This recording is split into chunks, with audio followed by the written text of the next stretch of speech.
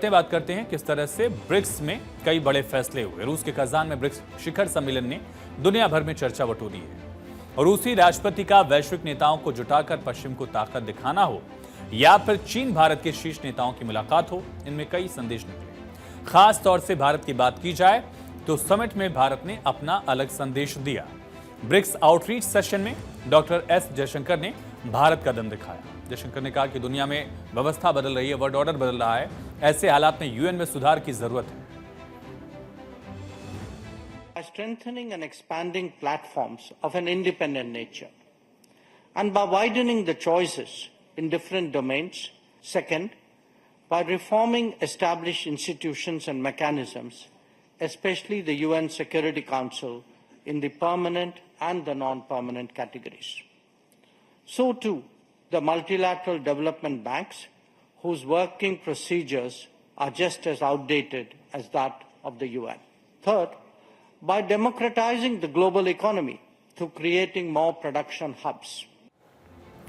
जब doctor S Jaishankar ने UNSC में सुधार की बात कही, उस वक्त यूएन के चीफ एंटोनियो गुटेरेस भी उसी जगह मौजूद थे और ये दिखाता है कि भारत किस मुखरता के साथ, प्रमुखता के साथ इस बात का जिक्र हमेशा करता रहा है। बहरहाल ब्रिक्स सम्मेलन में इस बार पूरब बनाम पश्चिम के मुद्दे को खास तौर से हवा दी गई। दुनिया की 3 बड़ी आर्थिक शक्तियां जब एक मंच पर पहुंची तो पूरे पश्चिम की निगाह इसी तरफ थी। सम्मेलन में भारत, रूस और चीन ने अमेरिका को सीधे तौर पर व्यापारिक चुनौती देने का संकेत भी दिया। ब्रिक्स में शामिल देशों ने आपसी कारोबार के लिए और डॉलर की बजाय स्थानीय मुद्रा में लेन देन करने की बात कही थी। हालांकि इस पर कोई बड़ा फैसला नहीं हुआ, लेकिन इसका मतलब है कि भारत इन देशों से डॉलर की बजाय रुपए में लेन देन कर सकेगा, ऐसी उम्मीद जाहिर की जा रही है। और सम्मेलन में ब्रिक्स बैंक नोट रूसी राष्ट्रपति व्लादिमीर पुतिन को दिया गया है। पुतिन को बैंक नोट भेंट किए जाने के बाद उन्होंने इससे बाकी मंत्रियों को भी दिखाया। एक रिपोर्ट के मुताबिक नोट को यूनिट कहा जा सकता है, लेकिन इस पर आधिकारिक फैसला नहीं है। सांकेतिक तौर पर आप इसे देख रहे हैं, क्योंकि पीआईबी ने भी खारिज भी किया। कुछ लोग इसे औपचारिक फैसला, आधिकारिक फैसला मान रहे थे। बहरहाल बताया जा रहा है कि बंद कमरे में इसको लेकर चर्चा हुई कि बैंक नोट जिस पर ब्राजील, रूस, भारत, चीन और दक्षिण अफ्रीका के झंडे हैं, इन देशों की सीमा पार लेन देन में अमेरिकी डॉलर के विकल्प तलाशने की सामूहिक महत्वाकांक्षाओं का प्रतीक है, जिसका जिक्र हम कर रहे थे कि फैसला भले नहीं हुआ है, लेकिन एक सिंबल यहां से दिख रहा है, एक संकेत दिख रहे हैं। ये विकास ब्रिक्स के भीतर एक अधिक स्वतंत्र आर्थिक प्रणाली स्थापित करने के बढ़ते प्रयास को दिखाता है। और ब्रिक्स करेंसी को लेकर चर्चा भी खूब सुनी गई। हालांकि इस पर आधिकारिक तौर पर आगे नहीं बढ़ा गया है, लेकिन संकेत तो मिलने शुरू हो गए हैं। आने वाले वर्षों में जब इसकी बैठकें और होंगी, उम्मीद की जा रही कि शायद इस पर और आगे कदम बढ़े। ब्रिक्स सम्मेलन की शुरुआत होने से पहले यानी 19 अक्टूबर को रूसी राष्ट्रपति पुतिन ने कहा भी था कि ब्रिक्स करेंसी में अभी समय लग सकता है।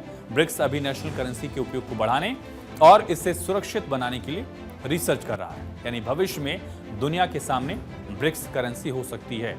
इसका मकसद ब्रिक्स देशों के बीच आर्थिक लेन देन को आसान, सुरक्षित बनाना है और डॉलर की डिपेंडेंसी को खत्म करना, कम करना कह सकते हैं। स्विफ्ट पेमेंट सिस्टम जो है उसके पैरेलल एक और ऑप्शन देने की भी है। सवाल यह है कि आखिर ब्रिक्स करेंसी की डिमांड की वजह क्या है, कारण क्या है जो उसकी मांग उठ रही है। डॉलर और यूरो पर डिपेंडेंसी कम होगी, आपसी व्यापार में आसानी होगी। 2022 में ही रूस ने नई करेंसी की बात कही थी।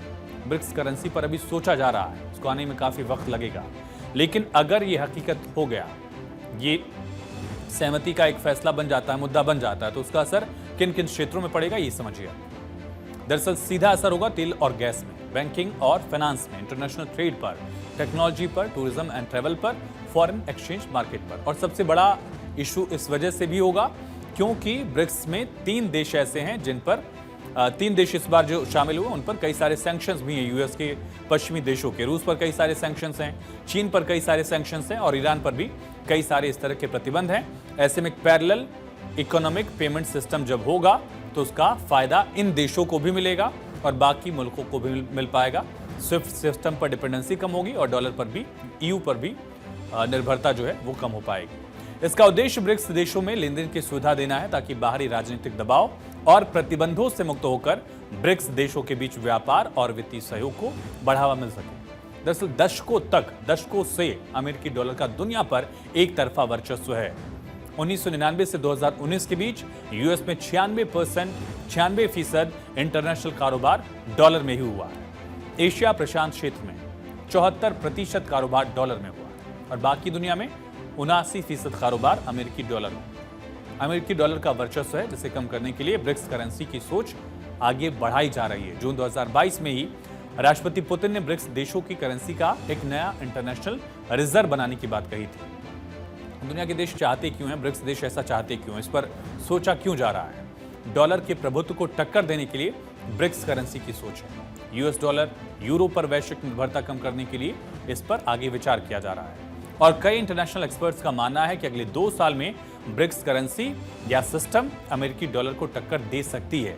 कुछ जानकारों का तो यहां तक मानना है कि ब्रिक्स देश किसी एक करेंसी को लेकर सहमत नहीं होंगे, लेकिन वो एक पेमेंट सिस्टम बना सकते हैं, जैसे स्विफ्ट पेमेंट सिस्टम है, जिस पर लगभग दुनिया की 50% जो देश हैं वो इस्तेमाल करते हैं। इस तरह का एक पैरेलल पेमेंट सिस्टम बनाया जा सकता है, भले करेंसी ना हो, डॉलर की पैरेलल कोई करेंसी ना हो, लेकिन स्विफ्ट पेमेंट सिस्टम के पैरेलल एक पेमेंट सिस्टम बनाया जा सकता है, या अपनी अपनी करेंसी में भी ट्रेड करने के लिए देश तैयार हो सकते हैं।